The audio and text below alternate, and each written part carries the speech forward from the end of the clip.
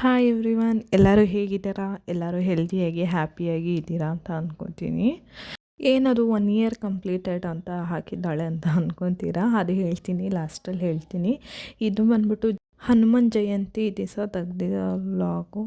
ಅದೇ ಬೆಳಗ್ಗೆನೇ ನಾವು ಟೆಂಪಲ್ಗೆ ಹೋಗಿದ್ವಿ. ಏನಂದರೆ ಹನುಮಾನ್ ಜಯಂತಿ ಇದ್ದಿದ್ದ ಕಾರಣ ಹೋಗಿ ನಾವು ಎಲ್ಲ ದೇವಸ್ಥಾನ ಎಷ್ಟು ರಶ್ ಇತ್ತಂದರೆ ಜನ ನೀವು ನೋಡ್ತಾ ಇದ್ದೀರಾ, ಅಷ್ಟು ರಶ್ ಇತ್ತು. ಅಂದರೆ ಮೊದಲು ರಶ್ಶೇ ಇರ್ತಾ ಇರಲಿಲ್ಲ, ಈಗಂತೂ ಸಿಕ್ಕಾಪಟ್ಟೆ ರಶ್ ಇದೆ. ಪ್ರಸಾದ ಕೊಟ್ಟರು, ತಿಂದ್ವಿ, ತುಂಬ ಚೆನ್ನಾಗಿತ್ತು. ಪ್ರಸಾದ ತಿಂದ್ಕೊಂಡು ಮನೆಗೆ ಬಂದು ಇನ್ನು ಸಿಂಪಲ್ಲಾಗಿ ಗೀ ರೈಸು ಮತ್ತು ದಾಲು ಮತ್ತು ಪಾಯಸ ಮಾಡಿದ್ವಿ, ಸಬ್ಬಕ್ಕಿ ಪಾಯಸ ಮಾಡಿದ್ವಿ. ಚೆನ್ನಾಗಿತ್ತು. ಈ ಹಬ್ಬಗಳು ಬಂತು ಅಂದರೆ ಎಷ್ಟು ಬ್ಯುಸಿ ಆಗ್ತೀವಲ್ಲ. ಚಿಕ್ಕ ವಯಸ್ಸಲ್ಲಿ ಇದ್ದಾಗಂತೂ ಏನೂ ಗೊತ್ತಾಗ್ತಾ ಇರಲಿಲ್ಲ. ಅಮ್ಮ ಒಂದು ಏನಾದ್ರು ಚಾಕ್ಲೇಟು ಏನಾದ್ರು ಕೊಟ್ಟರೆ ಹೋಗಿ ಹೊರಗಡೆ ಆಡಿಕೊಂಡು ತಿಂದ್ಕೊಂಡಿರ್ತಿದ್ವಿ. ಒಳಗೆ ಏನಾಗ್ತಿದೆ ಅಂತ ಸ್ವಲ್ಪನೂ ಅರಿವಿಲ್ದಿರ ಆಟ ಆಡ್ಕೊಂಡಿದ್ವಿ.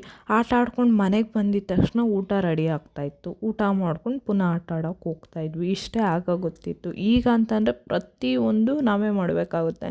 ಅಂದರೆ ಮಾಡೋದಿರಲಿ, ತಲೆ ಕೆಡಿಸ್ಕೋಬೇಕು, ಇದೇನು ಮಾಡಬೇಕು ಅದೇನು ಮಾಡು, ಒಂದಿನ ಮುಂಚೆನೇ ಏನು ಅಡುಗೆ ಮಾಡಬೇಕು ಅಂತ ಯೋಚನೆ ಬರುತ್ತೆ. ಅಂದರೆ ನಾವು ಇಷ್ಟು ಯೋಚನೆ ಮಾಡೋಷ್ಟು ದೊಡ್ಡವರಾದ್ವಾ ಅಂತ ಅನಿಸುತ್ತೆ. ಈ ಥರ ಎಲ್ಲ ಬೇರೆಯವ್ರು ಯೋಚನೆ ಮಾಡ್ತಾರಾ, ಇಲ್ಲ ನಾವೇ ಯೋಚನೆ ಮಾಡ್ತಾಯಿದ್ದೀವ ಅಂತಲೂ ಅನಿಸುತ್ತೆ. ಚಿಕ್ಕ ವಯಸ್ಸಲ್ಲಂತೂ ರೆಡಿ ಆಗೋದೇ ಒಂದಿದು. ರೆಡಿ ಆಗೋದು ಯಾವ ಡ್ರೆಸ್ ಹಾಕ್ಕೊಳ್ಳೋದು, ಅದಕ್ಕೆ ಮ್ಯಾಚಿಂಗ್ ಇಯರಿಂಗ್ಸ್ ಹಾಕ್ಕೊಂಡು ರೆಡಿ ಆಗಿಬಿಟ್ಟು ಫ್ರೆಂಡ್ಸ್ನ ಮೀಟ್ ಆಗಬೇಕು. ಅವ್ರು ನಮ್ಮ ಬಟ್ಟೆ ಬಗ್ಗೆ ಹೇಳಬೇಕು, ಆ ಥರ ನಾವು ರೆಡಿ ಆಗಬೇಕು. ಅದೇ ಒಂದು ದೊಡ್ಡ ಟೆನ್ಷನ್ನು. ಈಗ ದೊಡ್ಡವ್ರು ಆಗ್ತಾ ಗೊತ್ತಾಗುತ್ತೆ ಅದೆಲ್ಲ ಏನೂ ಇಲ್ಲ. ನಾವು ಅವಾಗ ಅಷ್ಟೊಂದು ತಲೆ ಕೆಡಿಸ್ಕೊಂಡ್ವಿ, ಅದಕ್ಕೆಲ್ಲ ನಾವು ಅಪ್ಪ ಅಮ್ಮನ ಹತ್ರ ಜಗಳ ಆಡಿದ್ವಿ ಅಂತ ಅನಿಸುತ್ತೆ. ಈಗ ನೆನೆಸ್ಕೊಂಡ್ರೆ ಬೇಜಾರು ಆಗುತ್ತೆ, ನಗುನೂ ಬರುತ್ತೆ. ಈಗಂತೂ ರೆಡಿ ಆಗೋದು ಆಮೇಲೆ ಇರಲಿ, ಫಸ್ಟು ಅಡುಗೆ ಚೆನ್ನಾಗಾಗಬೇಕು. ಅಡುಗೆ ರುಚಿಯಾಗಿ ಬಂದರೆ ಅದೇ ಒಂದು ದೊಡ್ಡ ಯಶಸ್ಸು. ಆವತ್ತಿನ ದಿನ ಅದೊಂದೇ ದೊಡ್ಡ ಯಶಸ್ಸು ಅನಿಸುತ್ತೆ. ಅಷ್ಟು ತಲೆ ಕೆಟ್ಟೋಗ್ಬಿಟ್ಟಿರುತ್ತೆ ಈ ಅಡುಗೆ ಇದು ಮಾಡಿ. ಏನೇ ಯೂಟ್ಯೂಬಲ್ಲಿ ಸರ್ಚ್ ಮಾಡಿ, ಏನೇ ಇನ್ಸ್ಟಾಲಿ ನೋಡಿಕೊಂಡು ಮಾಡಿದ್ರೂ ಕೂಡ ಅದು ಅಲ್ಲಿ ಮಾಡೋ ಥರ ಇಲ್ಲಿ ನಮಗೆ ಬರಲ್ಲ. ಅಂದರೆ ಅದಕ್ಕೆ ನಾವೇ ಒಂಥರ ಐಡಿಯಾ ಉಪಯೋಗಿಸಿ ಮಾಡಬೇಕಾಗುತ್ತೆ. ಆ ಥರ ಮಾಡೋಕ್ಕೋಗಿ ಎಷ್ಟೋ ಅಡುಗೆ ಕೊಲಾಪ್ಸ್ ಮಾಡಿದ್ದೀನಿ ನಮ್ಮ ಮನೇಲಿ.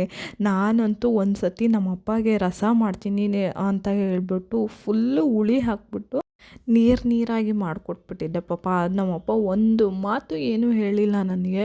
ಚೆನ್ನಾಗಿದೆ ಅಂತ ಹೇಳ್ಬಿಟ್ಟೆ ತಿಂದರು. ಆದರೆ ಈಗ ನಾವು ಇಷ್ಟೆಲ್ಲ ಅಡುಗೆ ಮಾಡಿದ್ರು ಕೂಡ ಈಗ ಯಾರಾದರೂ ಹೇಳಿದ್ರೆ ಈಗಲೂ ಬೇಜಾರಾಗುತ್ತೆ. ನಾವಿಷ್ಟು ಕಲ್ತ್ಕೊಂಡಿದ್ರು ಅಷ್ಟು ಪರ್ಫೆಕ್ಟಾಗಿ ನಾವು ಅಮ್ಮ ಅಷ್ಟು ಪರ್ಫೆಕ್ಟಾಗಿ ಬರೋಲ್ಲ. ಏನೋ ನಾವು ಸಣ್ಣ ಪುಟ್ಟ ಇವಾಗ ಕಲಿತಾ ಇರೋದ್ರಿಂದ ಇವಾಗ ಏನಾದರೂ ಚೆನ್ನಾಗಿಲ್ಲ ಅಂದರೆ ಬೇಜಾರಾಗುತ್ತೆ.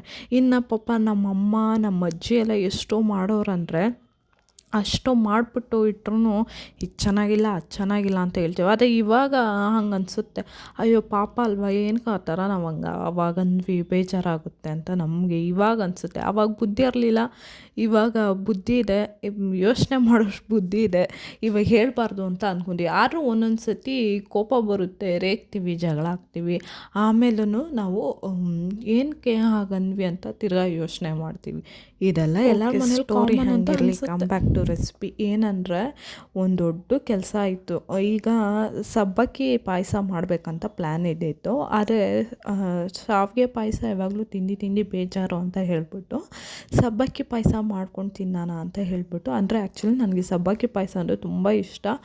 ಸಬ್ಬಕ್ಕಿ ಪಾಯಸ ಮಾಡ್ಕೊಂಡು ತಿನ್ನೋಣ ಅಂತ ಇದ್ದಿತ್ತು. ಈ ಸಬ್ಬಕ್ಕಿಯಲ್ಲಿ ಲೈಲಾನ್ ಸಬ್ಬಕ್ಕಿ ಅಂತಲೂ ಬರುತ್ತೆ. ಅದು ಚಿಕ್ಕ ಇಷ್ಟು ದೊಡ್ಡದಾಗಿರಲ್ಲ, ಇನ್ನೂ ಚಿಕ್ಕ ಮಣಿ ಥರ ಇರುತ್ತೆ, ಇನ್ನೂ ಚಿಕ್ಕದಾಗಿರತ್ತದು. ಇದು ಬಂದ್ಬಿಟ್ಟು ಸ್ವಲ್ಪ ಜಲ್ದಿ ಬೇಯಲ್ಲ, ನಿಧಾನಕ್ಕೆ ಬೇಯುತ್ತೆ. ಬಟ್ ಅದು ಬಂದ್ಬಿಟ್ಟು ಕ್ವಿಕ್ಕಾಗಿ ಬೇಯುತ್ತೆ. ಸರಿ, ಅದು ಸಿಕ್ಕಿಲ್ವಲ್ಲ, ಇದರಲ್ಲೇ ಮಾಡೋಣ ಅಂತ ಹೇಳ್ಬಿಟ್ಟು ಒಂದು ಮಿಸ್ಟೇಕ್ ಮಾಡಿದೆ. ಏನಂದರೆ ಇದನ್ನು 2 ಅವರ್ ಮೊದಲೇ ನೆನೆಸಿಡ್ಬೇಕಾಗಿತ್ತು, ಇಲ್ಲ ಚೆನ್ನಾಗಿ ಮೊದಲೇ ಬೇಯಿಸ್ಕೋಬೇಕಾಗಿತ್ತು. ಒಂದು ಅರ್ಧ ಬೇಯಿಸ್ಕೊಂಡಿದ್ದಿದ್ರೆ ಬೇಗ ಆಗಿರೋದೇನೋ, ಯಾಕಂದರೆ ಟೈಮ್ ಬೇರೆ ಬರ್ತಾಯಿತ್ತು ಪೂಜೆ ಮಾಡಬೇಕು ಅಂತ. ಸೊ ಟೈಮ್ ಆಗ್ತಿದೆ, ಏನಪ್ಪ ಇದು ಪೂಜೆ ಮಾಡಬೇಕಲ್ಲ ಅಂತ ಬೇಗ ಮಾಡೋಕ್ಕೆ ಹೋಗಿದ್ದೆ. ಆದರೆ ಬೇಯ್ತಾನೇ ಇಲ್ಲ ನೋಡಿ, ನಾನು ತೋರಿಸ್ತಾ ಇದ್ದೀನಿ, ಅದು ಫುಲ್ಲು ಟ್ರಾನ್ಸ್ಪರೆಂಟ್ ಕಲರ್ ಬರಬೇಕು, ಬರ್ತಾನೇ ಇಲ್ಲ. ಅದು ಹಾಗೇ ಇದೆ, ಟೈಮ್ ಬೇರೆ ಆಗ್ತಾಯಿದೆ. ಎಷ್ಟೊತ್ತು ಆಲ್ಮೋಸ್ಟ್ ನಾನೊಂದು ಹಾಫ್ ಆನ್ ಅವರಿಂದ ನಿಂತ್ಕೊಂಡಿದ್ದೀನಿ ಇದೊಂದು ಪಾಯಸ ಮಾಡೋಕ್ಕೆ. ಸರಿ ಇದಾಗಲ್ಲ ಅಂತ ಹೇಳ್ಬಿಟ್ಟು ಎತ್ತಿ ಹಂಗೆ ಫ್ರಿಜ್ಜಲ್ಲಿ ಇಟ್ಬಿಟ್ಟು, ಆಲ್ರೆಡಿ ಆ ಹಾಲು ಸಮೇತನೇ ಎತ್ತಿ ಫ್ರಿಜ್ಜಲ್ಲಿ ಇಟ್ಬಿಟ್ಟು ಇನ್ನೊಂದು ಪಾತ್ರೆ ತೊಗೊಂಡು ಹಾಲು ಹಾಕ್ಕೊಂಡು ಅದಕ್ಕೆ ಸ್ವಲ್ಪ ಕೇಸರಿ ಹಾಕ್ಕೊಂಡು, ಇನ್ನೊಂದು ಐಡಿಯಾನೂ ಬಂತು ನನಗೆ, ಅದನ್ನೇ ಮಾಡೋಣ ಅಂತ ಹೇಳ್ಬಿಟ್ಟು. ಯಾಕಂದರೆ ನಮ್ಮ ಮನೇಲಿ ರೆಡಿಮೇಡ್ ಪಾಯಸ ಮಿಕ್ಸ್ ಇತ್ತು, MTRದು ಪಾಯಸ ಮಿಕ್ಸು. ನೀವು ಟ್ರೈ ಮಾಡಿ, ತುಂಬ ಚೆನ್ನಾಗಿರುತ್ತೆ. ಒಬ್ಬೊಬ್ಬರು ಆ ಥರ ಯೂಸ್ ಮಾಡಲ್ಲ, ಇದನ್ನು ಯೂಸ್ ಮಾಡಿ, ತುಂಬ ಚೆನ್ನಾಗಿದೆ. ತುಂಬ ಮನೇಲಿ ಮಾಡೋ ಥರನೇ ಶಾವಿಗೆ ಪಾಯಸ ಥರನೇ ಇರುತ್ತೆ ನೋಡಿ. ನಾನು ತೋರಿಸ್ತಾ ಇದ್ದೀನಿ, ಇದೆ ಅದು MTRದು, ತುಂಬ ಚೆನ್ನಾಗಿದೆ. ಪಾಯಸಕ್ಕೆ ಹಾಕಿದ ತಕ್ಷಣ ಅದು ಗಟ್ಟಿ ಆಗಿಬಿಡುತ್ತೆ. ನೀವು ಬೇಕಂದರೆ ಇನ್ನೂ ಎಕ್ಸ್ಟ್ರಾ ಹಾಲು ಹಾಕ್ಕೊಬೋದು, ಇಲ್ಲಾಂದರೆ ಸ್ವಲ್ಪ ನೀರು ಕೂಡ ಹಾಕ್ಕೊಬೋದು, ನಿಮ್ಗೆ ಹೇಗೆ ಬೇಕೋ ಆ ಥರ ಹಾಕ್ಕೊಬೋದು. ಇದು ಕೇಸರಿ ಹಾಕಿದ್ದೀನಿ, ಕೇಸರಿ ಹಾಕ್ಬಿಟ್ಟು ಚೆನ್ನಾಗಿ ಮಿಕ್ಸ್ ಮಾಡಿ, ಅದು ಕೇಸರಿದು ಬಣ್ಣ ಬಿಟ್ಕೊಳ್ಳೋದು. ತುಂಬ ಜನ ಬಣ್ಣ ಕಲರ್ ಹಾಕ್ತಾರೆ, ನಾವು ಕಲರ್ ಯೂಸ್ ಮಾಡಲ್ಲ. ಟಿ ವಿಯಲ್ಲಿ ತೋರಿಸಿ ಕ್ಯಾನ್ಸರ್ ಬರುತ್ತೆ ಅಂತ ಫುಲ್ ಭಯ ಇಟ್ಸ್ಬಿಟ್ಟಿದ್ದಾರೆ. ಅದಕ್ಕೆ ನಾವು ಕಲರ್ಗೆ ಏನೂ ಯೂಸ್ ಮಾಡಲ್ಲ, ಎಲ್ಲ ಈ ಥರ ಯೂಸ್ ಮಾಡ್ತೀವಿ. ಇನ್ನು ನೋಡೋದು ಅದೇ ಲೈಲಾನ್ ಸಬ್ಬಕ್ಕಿ, ಅದು ಹುಡುಕಿ ಅದು ಸಿಕ್ಕಿಲ್ಲ ಅಂತ ಹೇಳ್ಬಿಟ್ಟು ಫುಲ್ಲು ಹುಡುಕಿದ್ಕೆ ಇತ್ತು, ಸ್ವಲ್ಪ ಇತ್ತು. ಅದಕ್ಕೆ ಈ ಪಾಯಸ ಮಿಕ್ಸಲ್ಲಿ ಜೊತೆ ಹಾಕಿ ಮಾಡ್ತಾ ಇರೋದು, ಇಲ್ಲಾಂದರೆ ಅದೇ ಒಂದೇ ಸಬ್ಬಕ್ಕಿ ಪಾಯಸನೇ ಮಾಡ್ತಾಯಿದ್ವಿ. ಸಿಕ್ತು, ಅದಕ್ಕೆ ಸ್ವಲ್ಪ ನೀರು ಮತ್ತು ಸಕ್ಕರೆ, ಸ್ವಲ್ಪ ತುಪ್ಪ ಹಾಕಿ ಸೈಡಲ್ಲಿ, ಅದು ಸಿಕ್ಕಲಿಲ್ಲ ಅನ್ನೋ ಟೆನ್ಷನ್ಗೆ ಅದು ಕ್ಲಿಪ್ ತೊಗೊಳೋದೇ ನಾನು ಮರ್ತೋದೆ. ಅದು ಒಂದು ಪ್ಯಾನಲ್ಲಿ ಹಾಕಿ ಚೆನ್ನಾಗಿ ಅದು ಬೇಗ ಬೇಯೋ ಥರ ಹಾಕಿ ಒಂದು 5 ನಿಮಿಷದಲ್ಲಿ ಬೆಂದ್ಬಿಡುತ್ತೆ. ನೀವೇನು ಕಾಯಬೇಕಂತ ಏನು ಅವಶ್ಯಕತೆ ಇಲ್ಲ, ಚೆನ್ನಾಗಿ ಬೆಂದಿರುತ್ತೆ.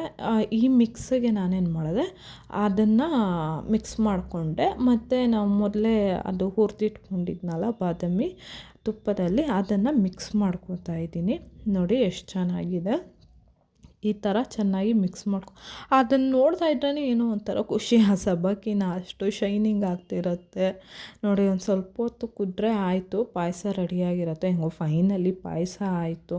ಹಾಗೆ ಪಾಯಸ ಮಾಡ್ತಾಯಿದ್ದೆ, ಒಂದು ಮೀಶೋ ಪಾರ್ಸಲ್ ಬಂದಿತ್ತು. ನಮ್ಮಮ್ಮ ಬಟ್ಟೆ ಸ್ಟಿಚ್ ಮಾಡ್ತಿರ್ತಾರೆ, ಅಂದರೆ ಅಂಗಡಿ ಥರ ಅಲ್ಲ, ನಮಗೋಸ್ಕರ ಅಷ್ಟೇ, ನಾವು ಮನೇಲಿ ಮಾಡ್ಕೊತೀವಿ. ಅದಕ್ಕೆ ಸಿಸರ್ ಬೇಕಾಗಿತ್ತು, ತರಿಸಿದ್ದೆ.